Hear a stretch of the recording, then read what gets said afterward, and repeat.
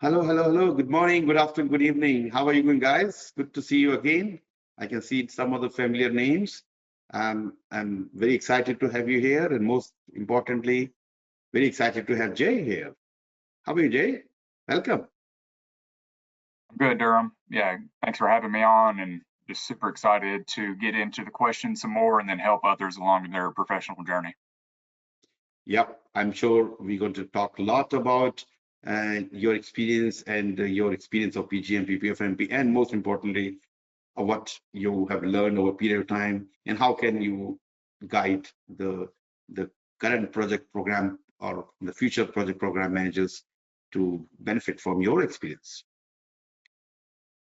Okay, so look, just to introduce, and Jay has completed his PgMP November 6, 2024. Soon after he got his PfMP, February 27th. I think it's not even at 4 months, within 4 months, you did both of the 4-5 months, you did the certificate. So we'll talk about it. But most importantly, yeah, Jay is coming with huge experience, military experience, and working for Optum. And you're director of operations for the Army National Guard, which is, I'm assuming, it's a very senior position. So National Guard is one of the important part of U.S. Army, which is that you're leading as a commander. You call your commander of that? Yeah. Yeah, and most recently, just to get into the details a little bit more, transitioned out of that director role, which is a battery commander, and now kind of stepping into a strategic operations and future operations project planner position. So that comes with a new scope and a new just skill set that I'm going to have to develop and lean into, but more about that later. Great. Yeah, so welcome, and if you want to share something more about yourself, please go ahead. And Okay. Yeah. Perfect. Yeah. So Dharam, yeah, thanks for having me again too, and hello everybody. Good morning, good afternoon, good evening for some, but I'm Jay Brough. I am a senior program manager at Optum Health, which is a Fortune 6 company, and we're the leading just technological and leaders, one of the big leaders in the United States. So I've been with the organization since August of 2022. Started off as a contractor, worked my way up until a full FTE position in December of 2022, and then since forth been in a myriad of just different roles, coming in as a traditional project manager, working my way up to program manager, and now taking a new position here in the last couple of weeks into a technical program manager. So been able to learn a lot through the Optum experience and just having this culture here that's very fast-paced in nature. And then previously, before coming into the healthcare space, I've been in the Kentucky Army National Guard for 11 years now. So I started my journey with the Army in 2014. I've been in the National Guard the entirety of my career. And then during my tenure, I've been able to go overseas twice. So I've been deployed twice, both in the Middle East and Southwest Asia regions. So with that alone comes just a magnitude of experience and just professional, personal development that has helped me mold into the person and the leader that I am today. So yes, Dharam had said, I guess 2024 predominantly, I started my PgMP, the program management certification journey, and then I was able to come home from my tour, complete that on my block leave from the military. And then while I had just the skill set, the knowledge, and everything was fresh on my mind, I decided to roll right into the portfolio management certification. So if there's any questions on how to pursue those or kind of tips and tricks from my perspective, again, please post those in the chat and we'll get to them when we can throughout this, or feel free to connect with me on LinkedIn after the session, and I'll get you some answers to help you along on your professional journey. But Dharam, again, thanks for having me. Thank you. And I'd like to thank you on behalf of everybody in the United States for your services. Military services is respect, of course, and it comes with a lot of, you sometimes you have to go to front and to with your big team, and it's a big thing, to protect the country and the country's interest. So thank you. Appreciate it. Thank you for the support. Yeah. And so the guys, I have shared a few things on the chat. If you have not seen, please see that. I have released my app recently, so you may like to see that if you have not seen so far. Some of you, I know you are already my past students, the new students, of course, possible. And go look at the vCare PM exam mentor, which is a recent one. And exam simulators are there, PgMP PfMP exam simulator links. You may like to benefit out of that. And some other links, and most importantly, links to the YouTube channels where I have a recording of you will find the recording of this session in a few days, and also recording of the maybe more than 300 videos with like people like Jay who came to this session and contributed to this pool of knowledge. So you may like to use it, subscribe it, and keep learning from these sessions. Okay, so I have a PDU code. I will be sharing this PDU code a little later. So people watching, you guys will have you will take that PDU code and apply it for against your PgMP, PMP, PfMP, whatever certificate. And the people watching this as a recording, you have to reach out to me, and I will share the PDU code. And remember, this PDU code is applicable for 1 year. So if you're watching this video June 2026, up to that point, you can use this PDU code. Beyond that, yes, unfortunately, this PDU code does not work. Anyway, so just some housekeeping. And I do have several questions which I'm going to ask Jay.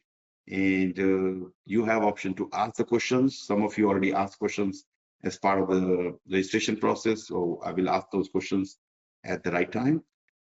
All right, so my first question to you is about, let's talk about the today's title of the topic is strategic leadership and operational excellence. So the discussion going to be around leadership and excellence in strategic and operational areas. Okay. So my first question is, the defense sector is known for its structured and hierarchical decision making, while corporate environment require agility. And you coming from both sides, your background, defense background, now work in the corporate level. How have you adapted your military leadership experience to drive result in fast-paced industries like healthcare? Right. Yeah. And great question to open us up with. And I think regardless of what field or industry that you're in, just something that I've always found to be true and just a constant is making sure that you're building the connections, you're fostering relationships and developing that mutual trust. So mutual trust meaning it goes both ways and that you have open lines of communication. And a leadership model that has helped me navigate both sectors in the healthcare industry and in the military industry. Something I learned about in my grad school was it's the 5 practices of exemplary leadership. And everything in my mind starts with leadership, and I'm successful because I've been able to hone these 5 tenets, but then also kind of leverage the emotional intelligence of being able to manage myself, regulate myself, and then bring that into a team environment to help structure, scale, and kind of implement long-term solutions. So the 5 tenets that I do want to bring to everybody's attention in this leadership model are, the first is just modeling the way for others. So making sure that you're coming correct, you're presentable at all times. And again, whatever your 100% looks like, it's going to vary day to day. I think we get caught up in the mindset that, oh, I need to have 100%, and that means I'm going to be the first one, last one out. But what that's going to do is lead to a lot of fatigue, burnout, and then your impact or kind of your durability is going to suffer. And then again, the results or the team is going to suffer from that. So it's just modeling the way, you're having clear communication, clarifying values and alignment on those values. You're setting standards for excellence, and you're kind of casting this wide vision of, here's where we are currently, what's the intermediate goals, what's the long-term goals, where are we now, where do we want to be, and just making sure that everyone is bought in and subscribing to that program, and then demonstrating commitment in those hard times and just being consistent with your actions. So whatever that looks like, that's kind of foundational of how I'm successful and how I'm able to lead in both of these environments, because you're going to need, in those moments of chaos or kind of rapid change, whether it's a leadership change, whether a vendor, a customer has had an epiphany overnight and they want to take it a different direction, it's going to fall back on having a good maintained relationship and just being able to kind of navigate the complexity of that situation. But it starts with having a good relationship.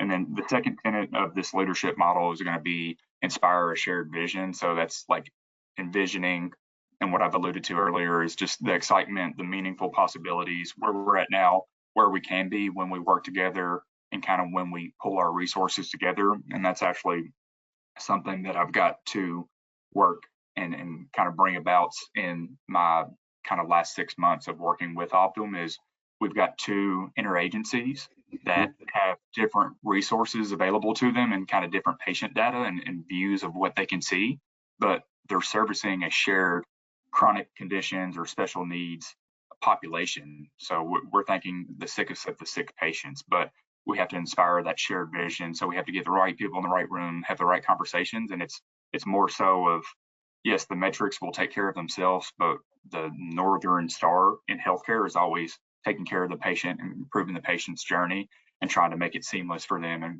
making sure that they have the medicines and the education and the care support that they need to help them get them through their continuum or their journeys. So that goes a lot into inspiring that shared vision and bringing the right people in collectively to make the right decisions.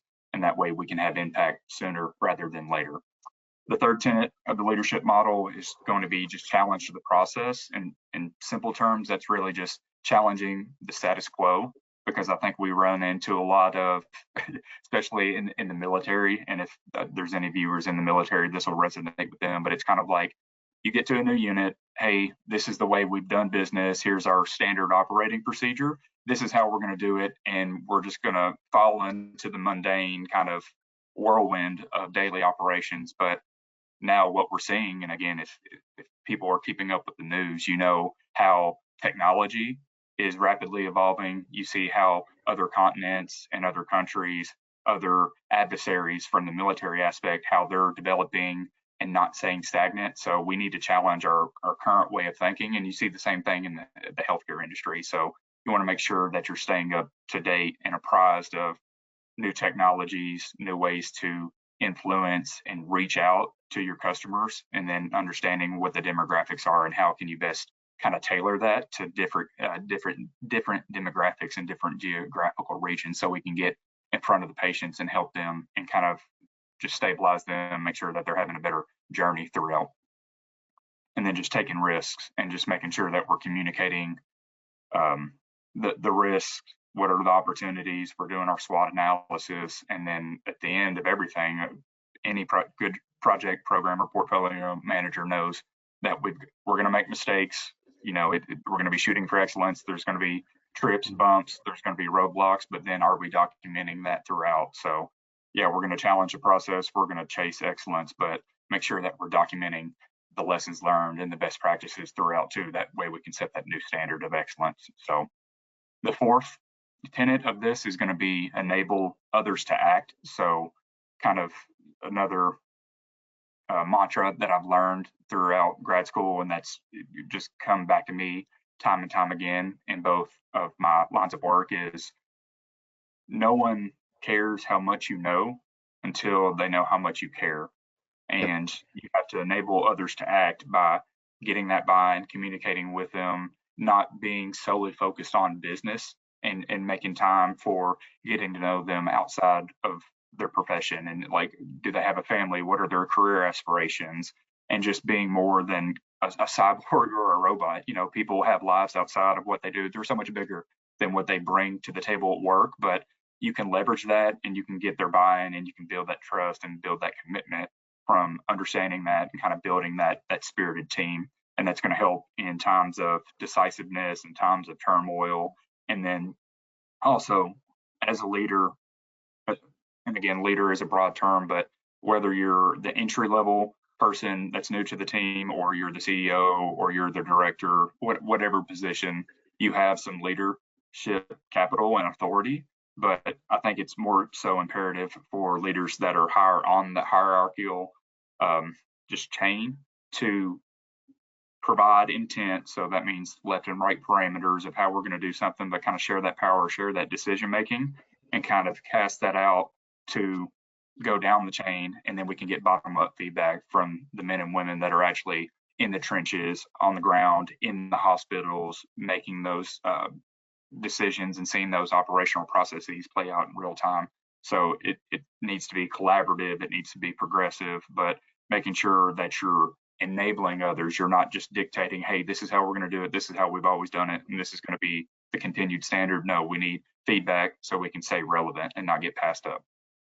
And then last but certainly not least is, again, I kind of sprinkled this throughout, but is the last tenet is going to be encouraging the heart and always making time to celebrate the accomplishments of not only what you've accomplished, but what the team has accomplished. And especially what I told my group, my unit, as I was transitioning authority over to the new commander incoming, is everything that we've accomplished up to this point, we've set an unprecedented standard. We've made history, not only for the Army and what we were able to do overseas, but for the Kentucky Army National Guard. And pressure is a privilege, but now it's even more so imperative that we maintain the momentum. But it's not me as the commander, the director, taking all the glory. I want to share that with you guys. And I'm just one person. I'm the conduit. I'm the good idea fairy, as we like to say.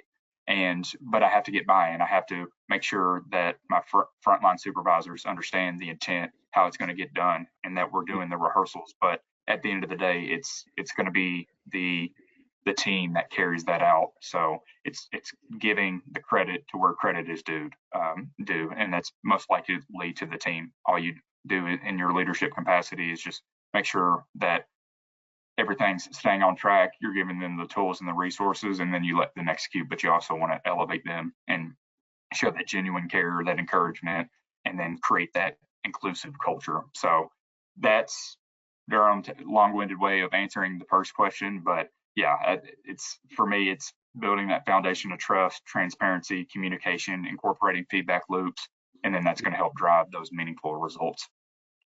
And it's fantastic. This is exactly what I expected, transitioning from, Army to coming to the corporate level. You bring all this, your leadership qualities into the new role. And while you're adjusting into this role, you are, organization benefiting from that. And so great job. So fantastic. And one thing you talked about, appreciating the team, working with the team. If you appreciate their work, they like to work for you again and again, because they know that you are, you're a great leader to work for, and you would appreciate them, and you go to work together. Yeah. Okay, great. Thank you. Now, my next question is, with the increasing cyber threats targeting critical infrastructure and healthcare systems, what strategies should program manager adopt to ensure operational security, regulatory compliance, and business continuity? Sure. Yeah, and another great question, because everything is so technologically focused, and that enables us, but that can also be a huge hindrance. And with great power comes great responsibility. So regardless of what echelon, project, program, portfolio, whatever type of manager and kind of leader you are in leading these strategic initiatives across the organizations, you need to adopt a multi-layered proactive strategy. So we think about reactive versus proactive. You want to go in with a mindset, set clear expectations on, again, what's our current state? We're doing this readiness assessment. Do we, and a SWOT analysis too. And that's something that should be not done once and forgotten about and archived. It needs to be continuous. So you're continuously monitoring internal environment, but then the external environment to see what available resources are out there. And then making sure that everyone is compliant within the internal team, and they, again, having that buy-in. And that's something that I'll go back to continuously. But one, you want to make sure that your organization has some kind of authentication process, where that be like a multi-factor authentication, or in Optum, we have face identification for the laptop. You can use your finger. On the military side, you have a token, which is just something that you would slide into the laptop. It's encrypted. It reads, you enter a PIN, and that way everything, you should be the only person handling your card, and you shouldn't leave that card in the computer. So it's simple kind of operating procedures like that's day one. But then you also have to kind of imbue litmus tests throughout to make sure that you're doing your annual trainings, make sure that everybody's familiar with just how quick a mishap could lead to like a catastrophic event, and then a server going down or spillage of information. So the litmus test is just both companies, military and in Optum, they do a good job of just sending out phishing emails just to see, okay, hey, you've done your certification, your annual training. Did you click through it? Did you pay attention? And, but they'll send out an email just out of the blue, and there's certain things that go back to the training that you can reference, but it's like, hey, does this look fishy? Does this look like a scam? Does this not read right? Like, there should be red flags when you're going throughout, and just not getting caught up in the daily whirlwind or kind of going through the motions. You always have to stay vigilant, stay alert. And then a great adage that I've learned in the military is always, it's trust but verify. So that means I trust my employees, I trust the soldiers to do a good job, but I'm going to be the one ultimately responsible or reporting up to my higher leadership team on progress, performance, etc. But then you always have to verify and just spot check, and that doesn't mean micromanage. That means just going through and kind of walking it and making sure that you're familiar with how it's working. You have the time to ask questions, and again, you're comfortable speaking to it and presenting about it. But it's always trust but verify, and I think you have to do that a lot with the multifaceted environment that we live in and how much tech is around. Just to make sure that you're being thorough and that you're not getting caught off guard. So I think a lot of those that have social media, and there's just a lot of scams, whether that's Twitter, I guess, which is now X, Facebook, LinkedIn, just always kind of question the source. And again, if you're getting a friend request, that's, if it's a female requester, for example, and they've got nothing but male friends, and you're the only mutual friend, that's a red flag. You should probably decline that and report that. But yeah, don't get caught up. Don't go through the motions. Don't think, oh, this is just somebody who wants to add me, that wants to connect. No, always challenge every single thing. And again, going back to just doing the research and not making a split-second decision if you don't have to. You have that ability to kind of take your time and go back and make sure that you have all the information before you make that decision. So don't get in a rush, and just kind of slow and smooth as fast is also something that comes to mind. And then lastly is just kind of building redundancy in the system. So always kind of checking and making sure that you've got some kind of authentication process, and fostering that kind of culture of cyber hygiene, whether that's through security controls, annual trainings, just the litmus test that I spoke to earlier. But yeah, continual training. It's not something that, hey, we're going to have a meeting once, check the box, everybody passes, talk about it. No, we need practical exercises, and they need to be reoccurring. So that's how you stay proactive in terms of just staying aware of what these cyber hackers and these cyber threats are doing. Exactly. And these emails, messages, WhatsApp messages, all this come very, like real. You feel like this is coming from a friend. And always, as you rightly said, you challenge, look at the, when the email come, it sounds like it's coming from, let's say, Walmart or a known provider. But when you expand that email, you'll find it's not the Walmart, it's behind the scenes something else. And if in doubt, don't accept. Don't reply. Yeah, Don't open. question everything. Yeah. So, and now they also became more and more smart. Every day I get a message on my phone, some messages. Hey, I've not seen your message for some time. How it's going? That it's not. If it's friend, they don't talk like this. This is, and we have some beautiful picture, somebody's, and that is why somebody is contacting you out of blue. Yeah, always challenge. Great, thank you. And guys, you have an option to ask questions. If you feel like you want to ask questions, please. And it happened to be most of you are my student, existing student. Yay. All right. Okay. Now, my next question is around AI. AI is revolutionizing both defense and healthcare, artificial intelligence. From predictive maintenance in military assets to AI-driven patient diagnosis, what is happening in your healthcare now. How should program manager embrace AI-driven decision-making while ensuring that human oversight remain crucial?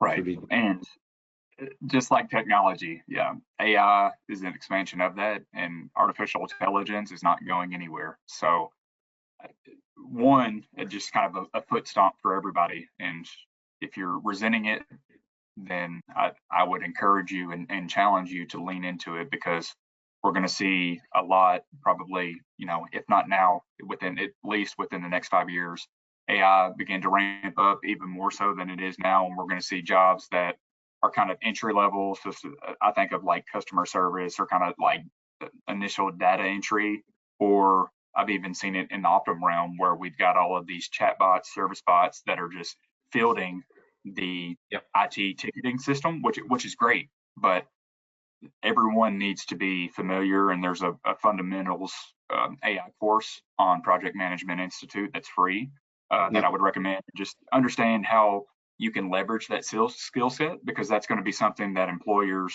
are going to soon start wanting. That's going to be baseline entry requirement. Just how do you prompt it? How do you control it? But to answer the question, you have to strike that balance between automation. What are we automating? Why are we automating it? And I think of the 5 whys: who, what, when, where, why.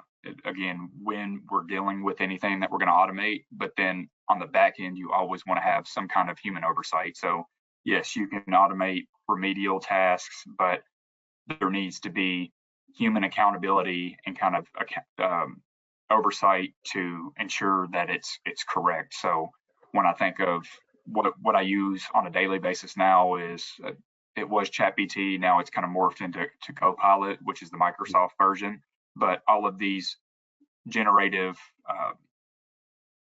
AI systems are extremely beneficial. And again, you may have the brain fog, you may have something that you're trying to put together, but it just doesn't sound as elegant. But you can put a prompt in there, and it's all about the prompt of kind of what you're looking for, and kind of your input will determine that output. But you always have to go back and just check it, because it may be first person when you need a third person. It may just not read how your voice was. So you always want to go in there and not completely 100% solely rely on that AI is going to be that 100% solution, but you're going to have to go through there and kind of vet it and make sure that it's reading like your voice. It's giving you the outcome that you want to. And we see a lot of that on the military side too. Is we have unmanned aerial systems, which is a UAV, also known as a drone, which in all of the conflicts that are going on now, I mean, drones have become prevalent more so the last 10 years, but being able to autonomously have something in the sky, and you've got different kind of altitudes for different drones and their capacities, but it's allowing us to do recon, surveillance, and even combat support. So that's huge, but it's sending video satellite imagery, and it's pinging a satellite, but you're able to see on ground what the adversary is doing, or kind of what this path looks like to get to a certain area that may be a key point of interest that we're interested in commandeering. So just having that and eliminating the manpower to do that and keeping soldiers out of harm's way it's fabulous. But there's somebody on their little system, whether they're in a covert area behind closed doors, or if they're out in the field just operating it with a joystick or their controller, there always has to be that oversight to make sure that we're getting the imaging that we want. And again, kind of constantly challenging what we're seeing, or kind of giving that feedback, because we can't rely solely on technology. Yeah. So. Yep. Technology is technology. You still need human interest, interpretation of all this information.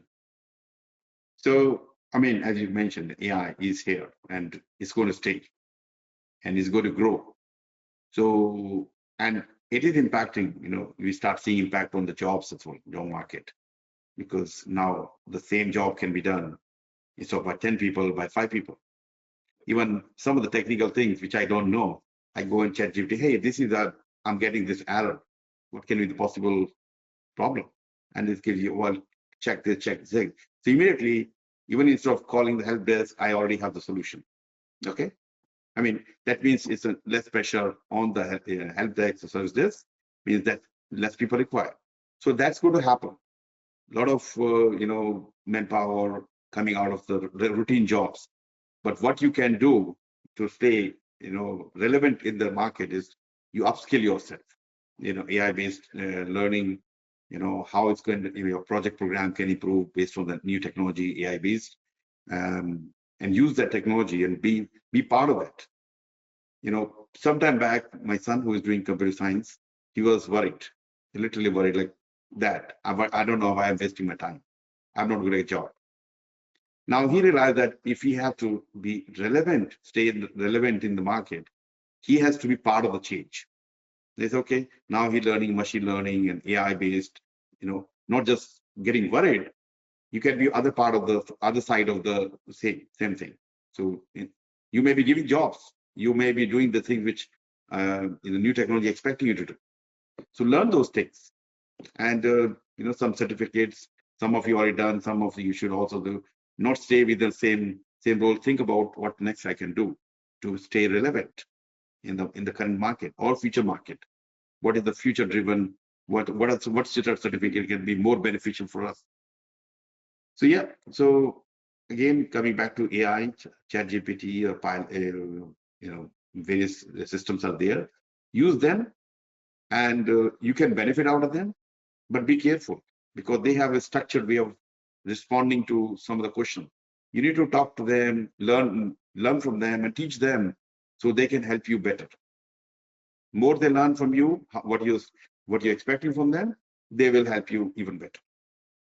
Right. Okay. Yeah, and Dharam, to that point, it's like most systems, it's garbage in, garbage out. So if you're giving it a half-baked prompt, you're going to get a half-baked result or response. So yes, it's generative, it's adaptive. So give more details on the front end, and you can always tailor it throughout, but making sure that you're prompting it correctly. That way you can get that 100% solution that you're seeking. And for those, mentorship is a huge aspect of it, but just using AI as a sounding board. And it's like, okay, like I'm thinking about a framework of this, how does this sound to you? Or again, it helps me develop and kind of refine my speeches, performance reports, stuff of that nature too. So definitely you want to get that end result, still make sure that it's your voice and it's still meeting your intent, or kind of your what you're wanting to convey. Don't rely solely on it, but yeah, definitely using it to just help you upskill and enhance just your way of thinking is the best way to go about it. Yeah. And you can do a lot of things, like writing a proposal for RFQ, RFP, whatever. It takes a lot of time. And of course, you still take time. You can ask, hey, this is the proposal, can you help me give me a starting point? It's giving you something very interesting, very useful within a few seconds. Take this information, maybe refine it, ask question, and once you have the final result, then you convert it or tailor it based on your own style. It shouldn't look like this is machine generated. Then you already lose they should feel that it's you at the end of the day. Okay. All right, good. So we're talking about ChatGPT now. All right, so military leaders often make decisions in high pressure situations, of course. How do you apply crisis leadership principles to corporate program management when handling urgent escalations or mission critical projects? Perfect. Yeah, and just every day, and I feel like whether it's healthcare, you've got the associated fire drills, and then military, it's just what is it? No plan survives first contact, which is very true too. So we can have this elaborate plan and then have every detailed down to the minute or second timed out. But then as soon as we step off, we'll have an equipment failure, somebody forgot batteries in their headlamp, or just a rifle malfunctions. You don't know what's going to happen, so you have to plan for everything. So I think building in the rehearsals and what that looks like in the corporate realm is making time to go through the slide deck with your sponsor, with your stakeholder groups internally, just in a kind of in a safe space, if you will, and then before you present it to the external client, and just making sure that everybody's got their talking points outlined, everybody's rehearsed, everybody's crisp.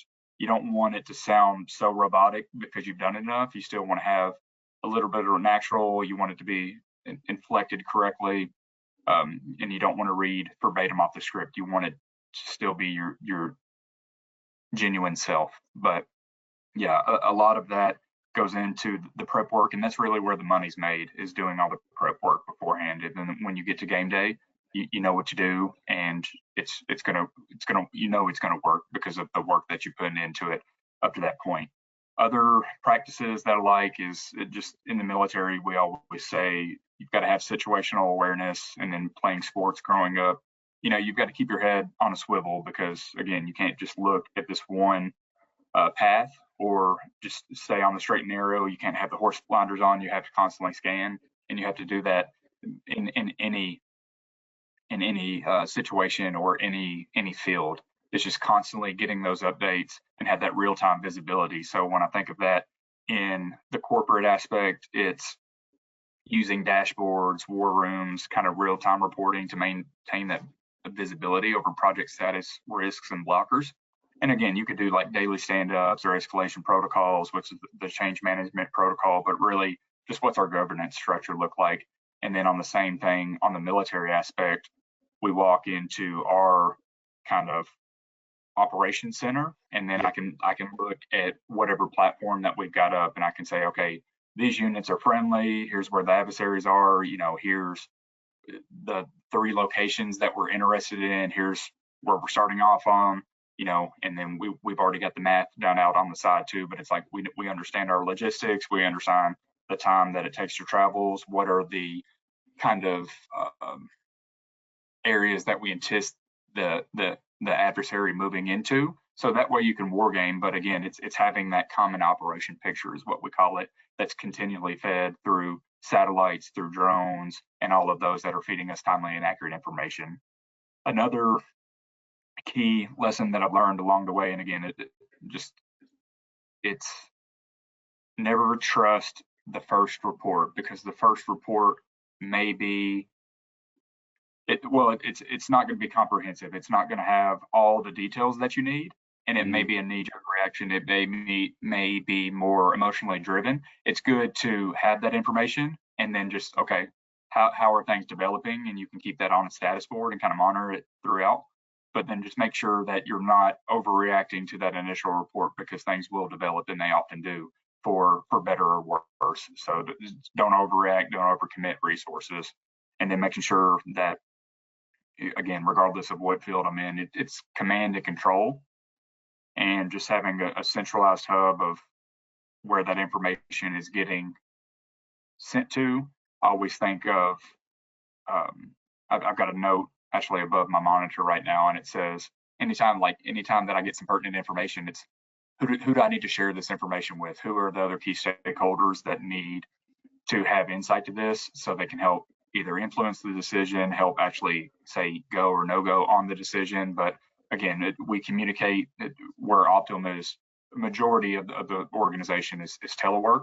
We operate very heavily in SharePoint, Teams, email, a stand-up call, but just making sure that you have constant lines of communication and that you have like a RACI or kind of centralized communications tools that everybody knows, hey, I can come in here, get what I need to, and then keep the chatter down to a minimal. That way we're not just blowing up and distracting others. So, and then other aspects I would say is just the resiliency of it all, and understanding that some days are going to be steady state, some days are just having the meetings, and you don't want to get sucked into going through the motions, getting stagnant, or just kind of not updating. You want to continuously update, ask the questions, have the conversations, document it, and just kind of maintain that resiliency. That way, when things do pop off, or a fire drill occurs, you can refer back to your notes. You know exactly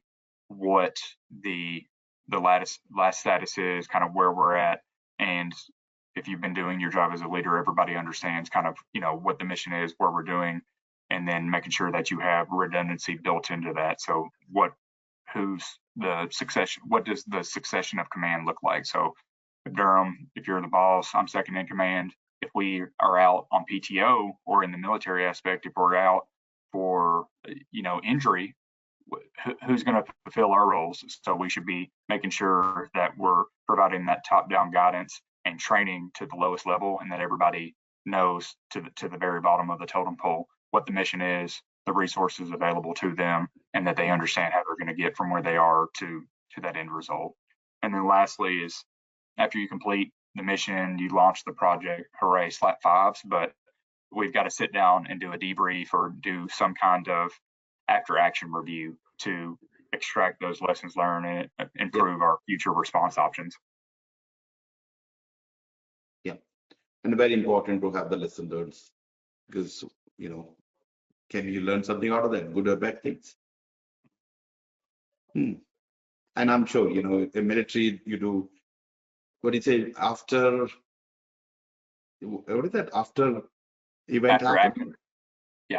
After action review. Yeah, so basically to review what happened, what can we do to improve our next time, or anything similar we will do.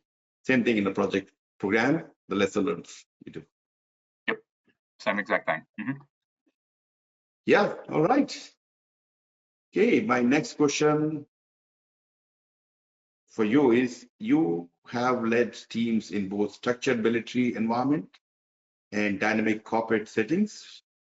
What leadership strategies are universal, and how do you tailor them to address the program management challenges in different industries?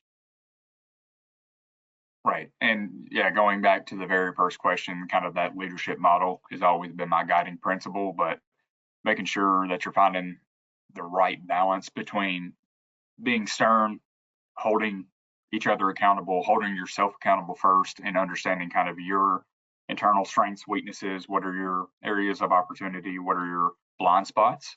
So that plays back into emotional intelligence, but then you need to build a team around you that can complement those. That way you're well-rounded. And again, I may be a vocal leader and I'm extroverted. I know that, and I'm outgoing. I love to talk. I love to get to know everybody, but I'm probably going to need somebody that's more analytical focused, that can crank out the Excel spreadsheets. And again, I can do that to some degree, but not to like the degree that a senior business analyst could, to provide context and kind of do all the back end analysis and kind of building those reports. So it's like, having a business analyst on the team, having a software engineer to run the code, run the script, build the queries. That way I can go up and present on the information. I know exactly what we're doing. We set up the operational process. Here's what's in flight. Here's the roadblocks.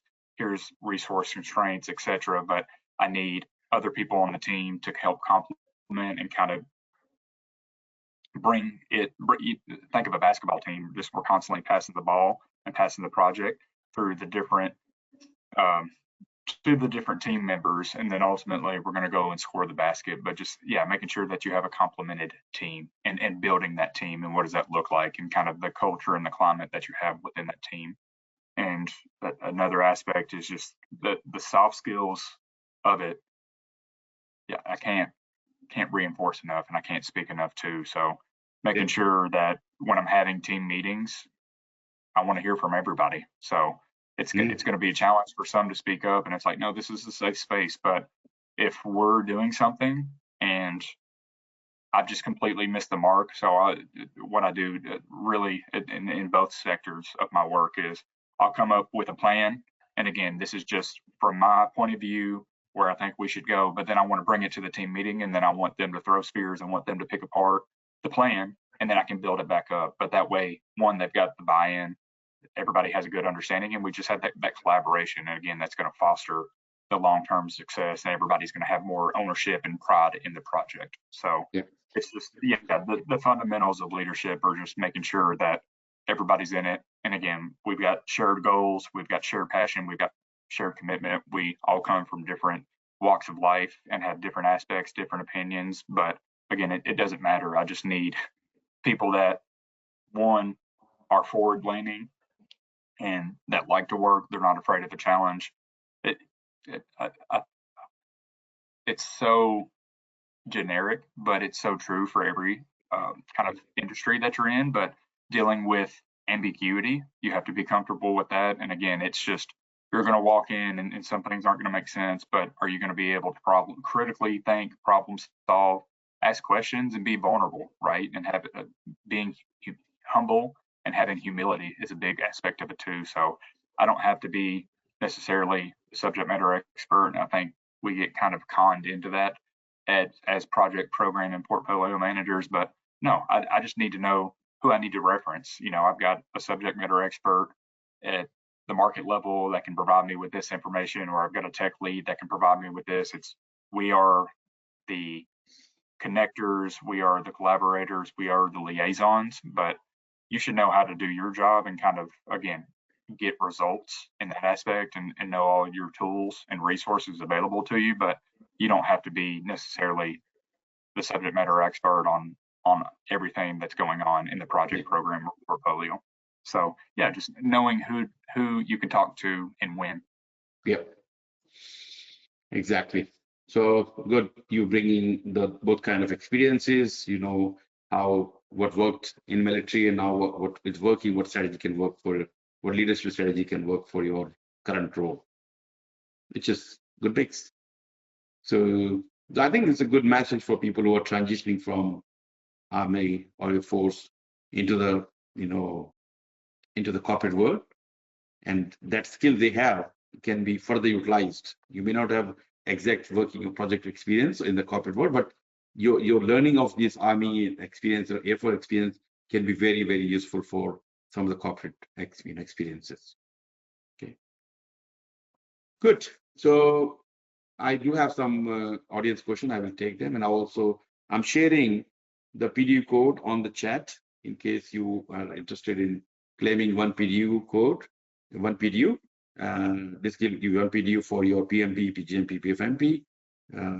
So take a note of that.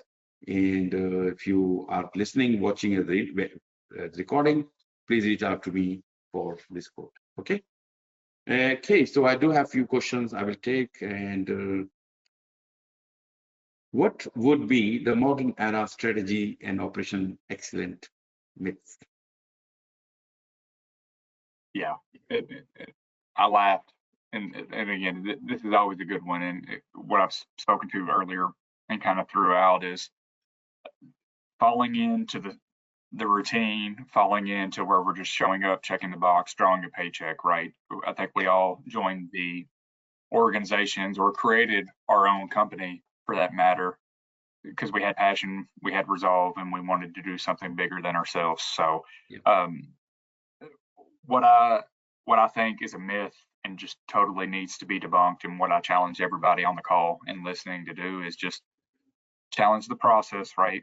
And then kind of, if you simply, in air quotations, if we simply follow the playbook, we're going to be successful, and that's a huge myth. And that's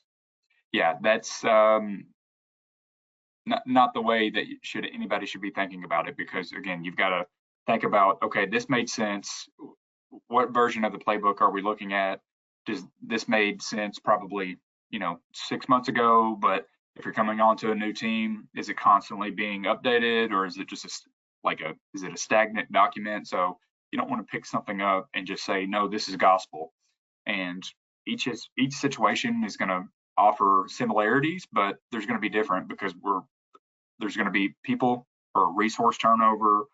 You may not have the funding that you previously did. So again, a playbook is a good general guideline, but just being smart enough and agile enough to realize that every situation or every mission, every project is going to look a little bit different, but it's going to be the people on the team. And again, your critical thinking and your ability to navigate the complexity that's going to make the difference. So when I think of that from the military aspect, we have Army regulations that are, hey, this is what you're going to do. This is how it needs to be set up. And that is gospel. But then, and the same with our technical manuals on how we maintain all of our equipment, there's no other way to do it. That is the way, that is the standard. And that's what you're getting validated against. But then we also have something called a field manual. And a field manual is, again, just a general guideline of lessons learned, best practices. And it's like, here's a way and here's how it should be set up. And again, you don't have to do it line by line verbatim, but it just gives you an operational framework. But again, every situation, every environment, the weather is always going to play a factor, your resource allocation, how much time. So all of these different factors are going to affect what the implementation of that operation looks like. So again, it's good to have a reference point, but that's all it needs to be. So don't get so caught up to, no, this is what the book said, this is what the book says.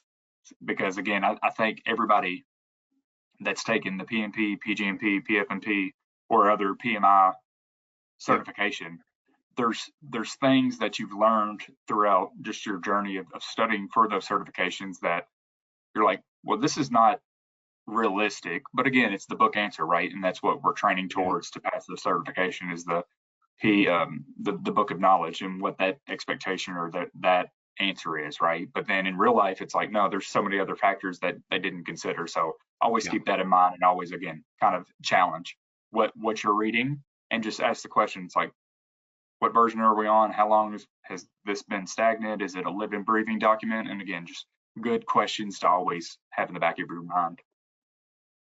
Yeah, and it's very, very valid point. Like, you learn a lot, a standard, a practice guide, and all those things. These are written as a generic. And is it applicable to your environment? You need to see that. And you may have tailored those, the strategies and whatever given in its standard, apply to your specific needs. So don't just accept as it is. So that's a good point, actually. Okay, so my next question is coming from the registration. How do you mitigate cybersecurity threats in military and day-to-day operation? I think we kind of touched it, but you can. Yep. And again, just reiterating the point that we're going to do continual cybersecurity hygiene and training through quarterly training, litmus tests, annual training, what have you. But then again, it's one to talk about it, have a town hall, but then we need practical exercises as well. So what does that look like on the back end to actually make sure that it's coming full circle, that we understand it? And then again, healthcare, we're dealing with PHI, PI, so that's sensitive information for the individuals. And on the military, we're dealing with information that could hinder or be a huge problem if it was leaked. I mean, it could run into a national security problem. So you want to make sure that you have hardened configurations for all your endpoints. So your mobile devices, your laptops, everything needs to be encrypted. And again, it's getting regular patches, updates, and that you're just familiar with what latest version of software and kind of what the standard operating procedures to make sure that you're in compliance with those are. So, and then I think something else that maybe I missed over on the previous kind of similar question was just incident response and continuity planning. So it's great that we have a plan in place, but the plan may fall through. We may get outsmarted, we drop the ball. Okay, we had a bad day and this happened, but what's the playbook? What for how we're going to handle these cyber incidences. Do we have a backup? Do we have a fallback plan? Do we have a rollback plan? You know, what's the recovery systems? How are we going to address the affected audiences? You know, what does that look like? So you need to war game in that aspect to make sure that you have, and again, it not vague, but a thorough plan, but just making sure that you have some kind of guideline that you can reference on if and when these issues occur. So don't want to be reactive in that aspect. So, and then again, you could very similar to help you do that. Again, you got to have some kind of like third-party risk management. So you're vetting your vendors, you're vetting your contractors, and making sure that they're getting the same training, because everybody that comes in to the organization, you know, employed, external, that are supporting, that's a direct reflection of your organization. So just make sure that it's just making sure that you're doing your due diligence. Yeah, great. Thank you. And my next question, this is last question, unless we have something coming up with the question pad. So in terms of program and portfolio governance, US government traditionally follow predictive approaches, including its hard set organized governance structure, even change management. How would Agile Project Program deliveries would work in such institutions? How can this work? Yeah, and I see it. I think Agile still exists, but it may not be as agile, right? It's probably more restrictive, but you're going to have just some kind of hybrid governance model. So, I mean, from my experience, you're still going to have the stand-ups, you're still going to have the sprints, the demos, the stage gates, etc. But I would say more so in the military realm or Department of Defense. In traditional Agile, there's going to be a less appetite for documentation. Yeah. But yeah, in the military standpoint, you want to have that continuity. So there's going to be a heavy reliance on documentation. But again, with that comes knowledge management and who's responsible for archiving that and keeping that up to date. So again, assigning that ownership as well. But just making sure that you're taking this comprehensive model or this program, you need to break it up. It's going to be iterative, that align with the traditional milestones. I would say that the milestones predominantly, for at least if you're within a certain line of work, would be traditionally the same. And again, there's multitude of factors that could affect that, but you're going to want to incrementally release things, validate it, sharpen it up before it goes on to the next stage. And there's going to be that kind of heightened awareness to get it done and approved. So how do you balance that between not sacrificing the quality, but making sure that it's getting done before we put it out on the front lines, right? And it's kind of literally life or death for the end users.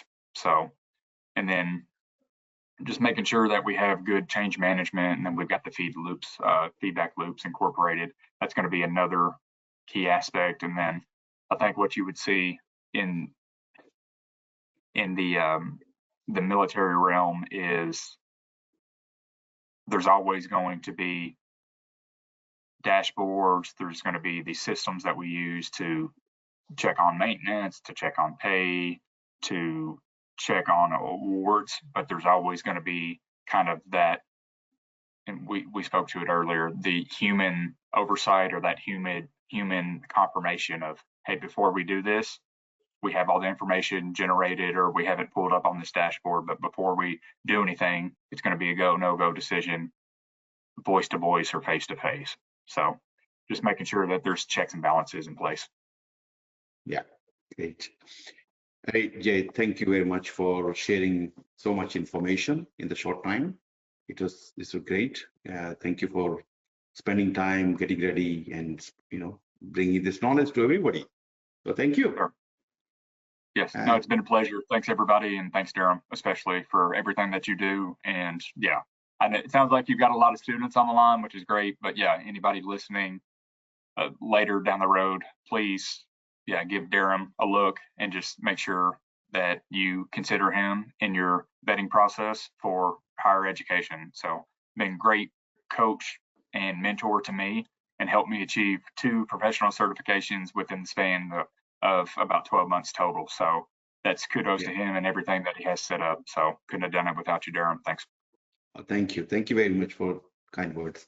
So appreciate, and also people joining today. It was great to have you here, and I hope you learned something.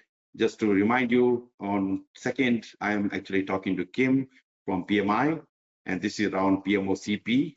I'm sure you'd like to learn more about it, and she will talk from the PMI point of view, why PMOCP and what is the process all about. And I will be sharing my experience as a recent PMOCP and what I learned, how to prepare. Yeah, so please join if you have not registered. Please come and ask questions and learn from that. With this, thank you all for joining, and thank you, Jay, for your contribution. And I will see you again soon. Bye. Awesome. Yep. Thanks, everybody. Take care. Take care. Bye-bye.